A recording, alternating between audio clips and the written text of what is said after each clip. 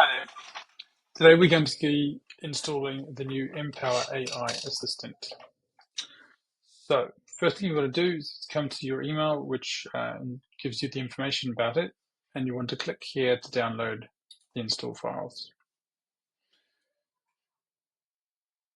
So that's going to go and bring you to the screen. You want to come to the top left and download that to your device. And you'll see over here, it has now placed it in my downloads. If I refresh, there it is. At this point, I'm going to close down Outlook because to install, I must have Outlook closed. Okay, now I want to extract these files here. I want to unzip them.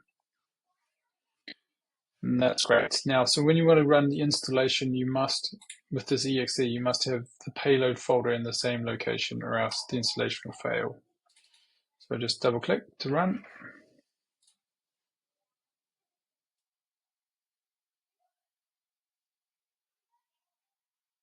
And it's finished.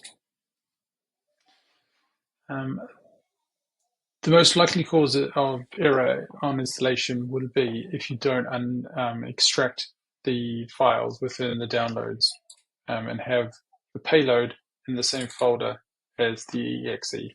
Otherwise, it should be nice, simple installation. Thank you.